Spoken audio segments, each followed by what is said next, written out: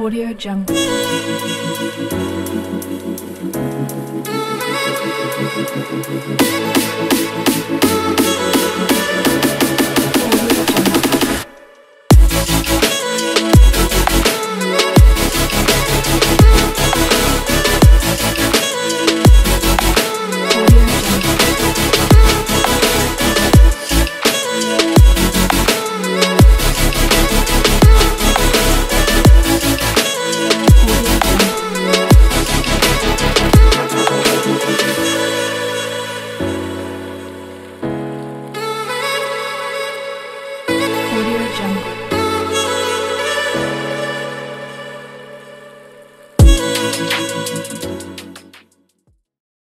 Ladies and gentlemen, at this point, without further ado, let me invite the second speaker, Mr. Yatete Solomon. But then, before then, let me have the honor and the pleasure of introducing my dear friends in school. You see, they said they were my boys in school, but now these guys are not my boys. I was only speaking English in school. These guys are doing great things, and that's why I'm here. I find this a pleasure indeed. Chartered accountant Terhemba Tsepav, the brain of Thank you.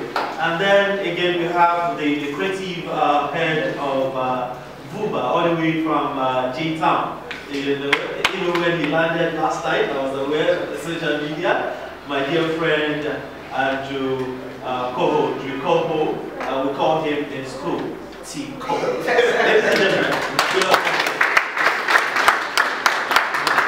Thank you. So, Mr. Yatete Solomon will be speaking to us on how to set your brand up for success in 2023. Ladies and gentlemen, let us welcome him to the stage.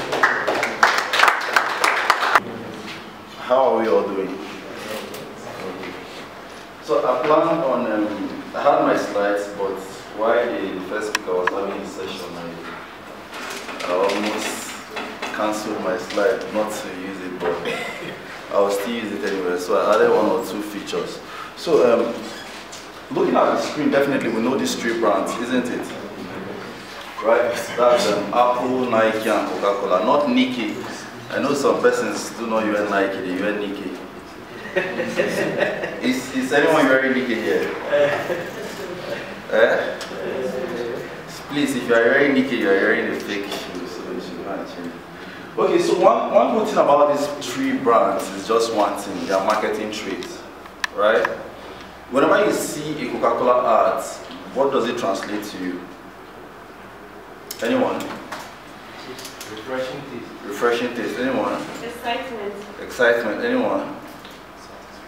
Satisfaction. But do they sell their product at the end of the day? Do they ask you, buy my product, I'm selling, buy a bottle of Coca-Cola? Do they?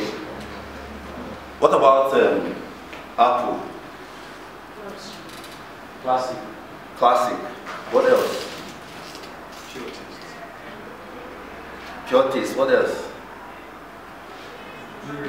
Durable. So what about going to Nike? What do they sell? Quality. Quality. What else? So now the good thing about these three products is they sell products that we use on a day-to-day activity, but at the end of the day, they do not really ask us to buy, or they do not really ask us to go and purchase a particular product. And this comes down to the 4E framework they use. The 4E framework is basically the 4E framework of marketing. The first one is to educate people, the second one is to empower people, the third one is to entertain people, and then the fourth one is to engage with people. But they do not really tell us to buy a product. Sometimes we have very good products, we have very good services, but we do not have the kind of sales that we want, isn't it? Of course. Sometimes most of us post good product, but at the end of the day, it's either you tell someone to come to your DM to price the product. Aside coming to your DM to price it, all the time, the only time people know you is when you post a product, you post the price tag. You do not really educate people about those products. Even your customers, You do not empower them. Empowering your customer may not really be you handing them a physical gift, but what if you take out time to celebrate your customers? Customer of the week, customer of the month, or just post your customer's birthday. That's empowering your customer. Make them feel like they belong together with you, isn't it? Then coming down to entertaining, it's not always all about being serious all the time with your business. At least there should be a spice of humor. Let people laugh. Laughing at the end of the day will still convert to more money or revenue for your company, isn't it? Then the fourth one is you engage. Customers sometimes they chat us on our social media platform or on our digital platforms, and then it takes us 3 weeks, 3 months to reply. Within that span of 3 weeks to 3 months, they've gotten another person who is fast, who is engaging with them, replying them, or even replying their comments on your post. So these 4A frameworks should guide us. And then moving forward, this is where we talk about copywriting. You made mention of copywriting, which led me to actually draft this immediately. During his conversation, I actually drafted this out. Now, copywriting, this brand, Coca-cola, Nike, and then Apple, they use one thing in common. If you look at the screen, definitely you see 2 images. One is, that's basically nailing the headline. We're talking about 2 different ads and then sending out one message. The other one here has a description, which is the headline, the 5G. We also know that everything there is about 5G. The other one too is 5G, but going further, instead of having a description that goes, the new iPhone brings the blazing fast speed download, they just wrote OMG. You already know that 5G will give you a very prompt download, like you can equally download 1 gig in 2 seconds, isn't it? So do you think there is still need for you to go as far as still making a description on the use of the 5G? I don't know what I get.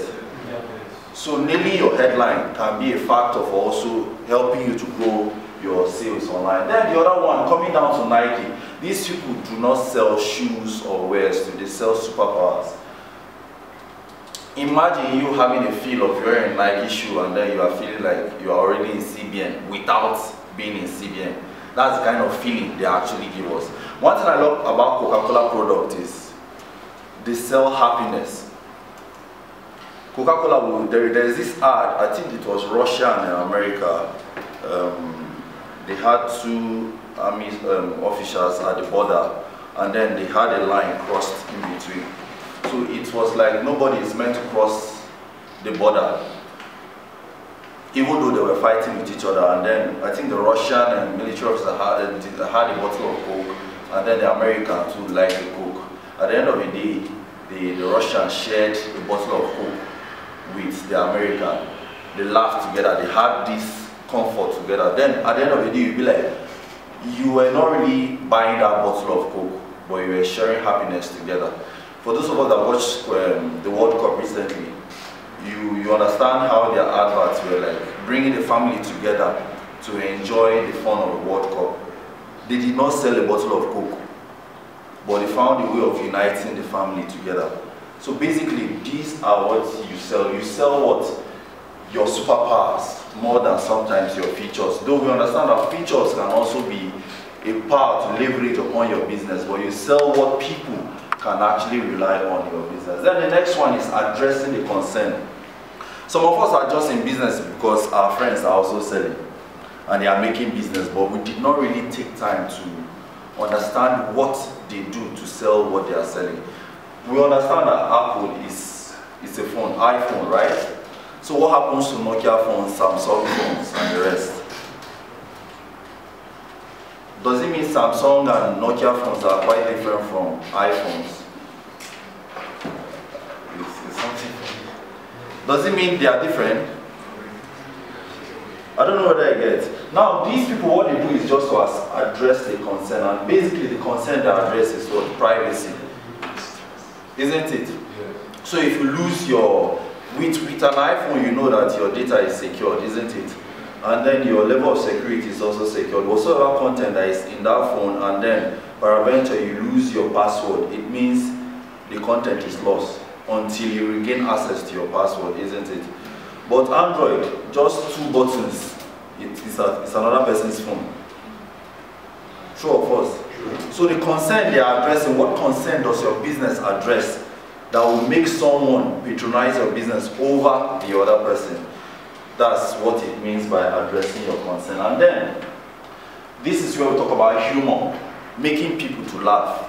We understand the nature of your business, but at some point, people should have this feel or this sense of belonging, having to laugh out and then whine out or ease their stress from your business. This is Coca-cola, and then the other one is Pepsi. During the Halloween, we all know what Halloween is like now, a very scary period in the Americans. Then one of them here is, this is for Pepsi, we wish you a scary Halloween. And then the other one is for Coca-cola, everybody wants to be a hero. This is Coca-Cola rapping Pepsi, right? But at the end of the day, even though they are rivals, they are almost selling the same product, if not the same product, but different tastes. But these are two different brands coming together. It's just like Wizkid and Davido fans coming together to make them sing songs together. You will fight, but at the end of the day, these two people will still make money out of your own fight, isn't it? So they come together, make people laugh, and then still grow sales for their product or service. Then the last one is incentivizing your actions. You make a very good product online, you make a very good content, you make a very good copywriting, you make a very good art, but at the end of the day, there is no action for someone to take to patronize your service.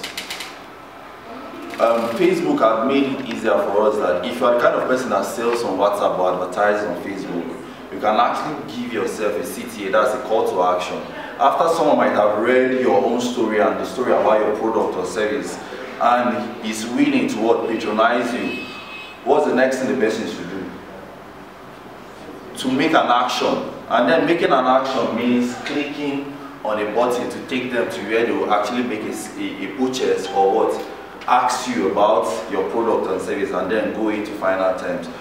It's a very big thing for most of us. We have good products, but then it makes people difficult knowing how they can come back just liking your content, but also patronizing you. So when we begin to add call to actions into our product, it's going to help us make things easier for us to also generate sales. So I'll be going into the next one. This one just came while the first speaker was talking. So I'll be going to the next one now. Next one is setting up your brand for success with digital marketing. I understood the first part, he spoke lots and lots about digital marketing, but the area and angle I'll be coming from wouldn't be about the digital skills itself, but converting these products or services that we sell online. Most people will say digital marketing, digital marketing. For me, digital marketing is just a term that has so many things under it, right? And then you go, digital marketing is just the use of what channels to market our products and services in order to reach more customers, right? So basically that's what digital marketing, but I doubt if with digital marketing you can actually reach more customers. Am I saying the right thing or the wrong thing? I know I have digital marketers here. So if I'm saying the right thing or the wrong thing, please, you can actually crucify me. So with digital marketing, do you think you'll be able to reach more customers? Are you sure? Some persons are saying yes, some persons are saying no. So for those of us that are saying yes, let me see an answer. So can someone defend it? Okay. Start reaching more audience using the digital platforms. Okay, so which of the digital platforms do you use? All social media. So is social media now the digital marketing or the digital marketing now the social media? Both works together. Okay, those of us that said no, we like the long ghost now. So if you were okay. Well, it depends on the product. So if it's already a known product, I guess it can sell itself. Okay. So that would be no. Alright, so digital marketing, just like I said, I was just trying to tease us. It's the same thing, but it's very complex, right? So digital marketing, why I say it's a term, because there are so many things that fall under digital marketing. The first of them, which is social media management, it's not the first, actually, one of them. social media marketing, social media management, search engine optimization, search engine marketing, email marketing, and the likes, right? All these are the various aspects that comes to form what is called the digital marketing, right? And then, with digital marketing, actually, you know that you can find your target audience. You can, businesses can directly engage with customers online, and then you can measure metrics, performances, and lots more. That's one of the basic things that I love about digital marketing. With traditional marketing, do you think it's very easy for you? I don't think easy is even the word. Do you think you can actually measure those that actually engage and read your content? Can you measure how many persons are listening to radio every day? Is there any way? What of the flyers? Sometimes we go as far as printing flyers with so much money, and then we share it. For me, if you give me a flyer, if I know you, I'll collect it, and I will just look at it so that you will not feel bad. And immediately you come, maybe I'll just pocket it. And then the day that I will remember probably will be the day I'm washing my clothes. No message was passed. But if I don't know you, but I respect you, if you give me that flyer, as you are turning, maybe you will see it on the floor. You wasted a whole lot of money, isn't it? But did you actually pass the message? So it's very difficult to measure, right? And then at the end of the day, sometimes you could even waste money, isn't it? But that doesn't take away that traditional marketing is also essential when it comes to information passing, right? It's just all about weighing the cost implication and how well you communicate with your audience. So the first thing here is social media is key. Just like what he said earlier about people posting and dancing on TikTok. For me, it's not a bad thing.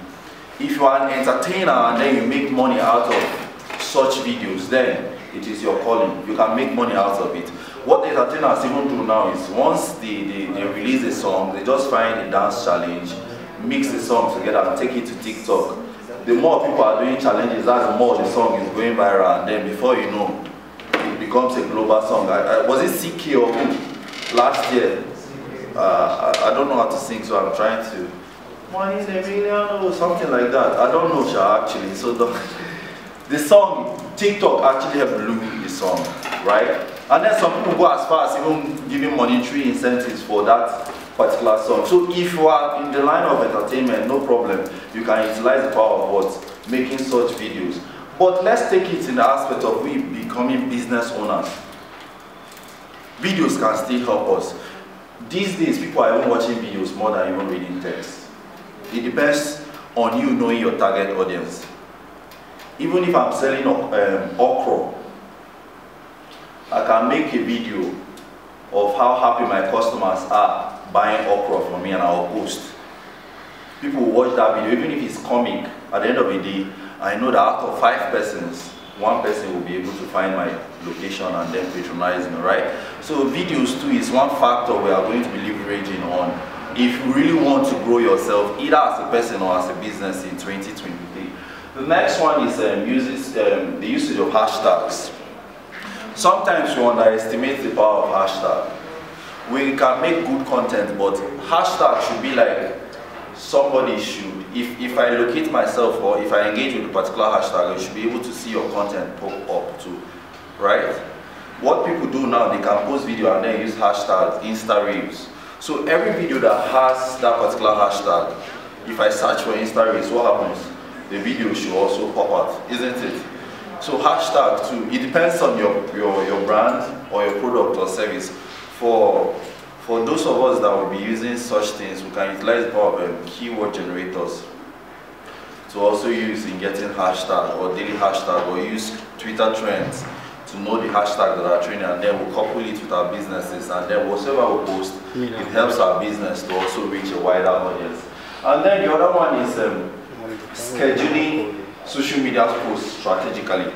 Here, this is where I talk about social media calendar. Some of us just post as the spirit leads. We just sleep and then in our dream, we have a very good idea and then we just wake up and then write and post. But how about you understanding your customer itself before making that post? And that's where it brings us to the next thing here. Understanding your customer. we are selling the same product, does it mean the same customers will patronize us? True or false? You and I are selling the same product or offering the same service. Does it mean the same customer that patronizes me will also patronize you? You will go to a market, you see two Igbo men side by side selling the same product, isn't it? And then you discover that maybe one, people are patronizing the other more than the other. What do you think is a common problem? Sometimes you do not really understand your customers. I wanted to put this, but I will take it here. Now, understanding your customer means going down as far as doing what is called building your own customer profile or your customer persona or your buyer persona. Now, building your buyer persona means you understanding your customer, what they do, what they want, and then going as far as even understanding their behavioral activities and then their interest. For those of us that run ads on Facebook very well, there is a section called interest. Apart from you selecting the gender, male or female, selecting the age range, what next? The interest. Those particular little things that interest people on a day-to-day activity, isn't it? And now interest can come in a way whereby whenever we browse on social or on the search engine, there are certain things we search for. For instance, you visited Jumia websites. You were searching for phones, maybe iPhones to be precise, right? And then after a while, you log out of Jumia. You now come back to your Facebook or your Instagram or Twitter, and then all of a sudden you started seeing Jumia ads, Jumia phone ads to be specific, on your Facebook. I don't know whether we've seen something like that. What do you think happened? The power of cookies. Now cookies collected your interest from what you were doing on the Jumia website. They knew that you were specifically searching for phones. And after you logged out, you now came back to your Facebook. They now did the algorithm and then they matched that the same person that searched Jumia phones on the Jumia website is the same person that is visiting Facebook now. What do? They now push the Jumia phones to you to see on Facebook. Now if I'm going to run ads, I'll also run ads based on interest. People who have interest in phones, people who have interest in smartphones, people who have interest in iPhones, people who have interest in sophisticated gadgets. So these also help in improving the kind of patronage we get from people. Sometimes we run ads, but we say we are not getting results for the ads. Sometimes we use huge amounts of money to run ads, but we do not get results for the ads we run because we did not really take note of some of these things. Customer segmentation, customer profiling. We do not really even know our customers. We do not really know where our customers can be found, what they do, where they go to, right? So, but if you find all these things, we can easily know and understand better how to increase our sales. The next thing after understanding our customer here is content creation. I will not really emphasize more on this one, but content can come in different ways. It could be either images, visuals, it could be either writing, it could be either making videos, right? But one thing is content. After you might have understood your customers, and then understanding your customers can go even as far as understanding how your customers behave on certain social media. The customers you have on Facebook and their behavior is quite different from those on Instagram and Twitter. True or false? Sometimes some of us even say we don't understand Twitter because we think Twitter is just for savages. If one die, just go insult person for Twitter. Mba will handle your case. You get? So some persons do not really understand that. The same way you understand your customer profiling, that's the same way you also understand where your customers will be found. LinkedIn. Some people say it's for professionalism, isn't it? But why can't I make myself a professional and still win more patronage to my own brand? TikTok and Instagram, people take it mostly to be for videos. Why can't I understand that my customers on TikTok and then Instagram are basically people who love videos? And then I'll post more videos there to win more customers. Coming down to Facebook, I know a lot of people read on Facebook as compared to other social media. So when you understand your customers and then understand their behaviors, you know that. And then on Instagram, this is how they behave. Now coming down to our our content creation. After you might have understood this aspect, you now split which content goes on Facebook, which content goes on Instagram, which content goes on Twitter. And then of course, you cannot expect to write 1,500 words and then expect to take that same 1,500 words or characters to your Twitter. Definitely we know that we have limited characters. It's either you make use of 152 characters or 150 characters and then you thread, or you keep posting one by one, right? So basically these are how it works. And then when I was talking about social media, I made mention of social media calendar. Now with social media calendar is basically giving you a guide to, as regards to what time you can post, and then which content goes on Facebook, which content goes on Instagram, which content goes on Twitter, which content goes on TikTok, right? So basically that's what social media calendar does. And then the other one is don't forget to optimize. Optimization now can give your content to engage readers and then consumers. Optimization can come in different ways. What people see about your brand or service on the search engine. I'm sure most of us say if I search your name or your brand on Google, I may likely not find anything about your brand. True or false? Should we do one Holy Spirit now? As a spirit, please, I can just point anybody, but that one is Bible actually. So optimizing your products, optimizing your profile, optimizing your brand can be basically things that will help people easily associate with your company on the internet or your profile on the internet. I work for SkyHub. If you cite SkyHub, definitely you should be able to, SkyHub Nigeria, you should be able to see information about SkyHub, the offerings they do, the services, the previous jobs they've done, the customers they've been interacted with and the likes. And then if you still search Solomon Yatete on it, my name and myself is quite different from what my brand do. I don't know whether that makes sense. So the profile or optimizing your brand now can give you a sense of belonging when someone searches for anything. Now, if you search for digital marketing agencies in JOS, SkyHub should be able to pop out. You did not search for SkyHub particularly. I don't know what I get. You did not search for SkyHub. What you did was you searched for digital marketing agencies in JOS. Automatically, because of how we profiled and optimized our company, SkyHub will definitely pop out, right? Or if you still search for social media training organizations in JOS, remember the first one was what? You search for digital marketing companies or organizations in JOS. SkyHub popped out. The second one would be searching for social media training organizations in JOS. If you search that one too, what happens? SkyHub will pop out, right? That comes with description, making use of good keywords and the likes. And then coming down to social media auditing, this is where we talk about social media profiling. If you visit my profile on social media, I should be able to talk about who I am, the company that I work for, then also my own skills. Most young people now on social media, on Facebook, if you search for if you just visit their profile, they will just say under 18, wide and free. I don't know, you say you are a business person by communication, and then I try checking your social media profile, and then what I see is under 18, anything you see is your business. I don't know, but if you check some of these people's social media handles, you definitely see. Now your social media profile should be able to what?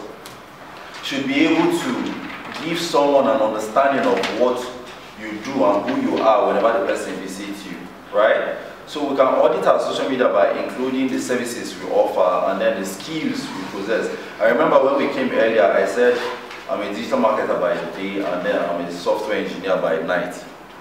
Isn't it? But not Yahoo. Yes. You get? So basically, if you visit my profile, you should be able to what? Identify with what I do and what I offer. So here is a social media audit template. The who is the company, the consumer, and the competitor. The next one, which is the where, which is the channels you are going to post your content, and then the environment. For the company, we have the Twitter, the Flickr, we also have the Instagram down to the Twitter. And then the what is now the content segmentation. The when now comes with the date. You can decide and be posting twice a day. You can decide and say you can post 3 times a week. That's the when, where the when comes. Then the purpose comes under the why. And then the why here, the purpose could be you want to generate more sales. You want to generate more traffic for your website, more visitors to your website, or you want to increase the performances of your website. And then the opportunity now comes with the challenges or the issues your brand is addressing. Remember when I was talking about copywriting, I mentioned Aiivon, addressing the concern, the issues. You understand what someone needs so much. That's the concern you are addressing, and that's where the opportunity comes from. Then also we talked about building your customer or your buyer persona. And then the last but not the least, or one of the most underrated digital tools is the Google My Business. So far as you have a physical location, even if you don't have a physical location, that doesn't take the fact that you cannot utilize this platform. For instance, I've been hearing of Aiivon Innovation Hub, and then I do not really know their location. What happens? I go to Google search engine, or the search engines. I search for Aiivon Innovation Hub. Immediately you will see their profile, and then with this I can actually locate this place, right? So you can use your Google My Business to list your business operation hours, your location, your contact information, and then most importantly your testimonials or your reviews and ratings. People can rate your brand on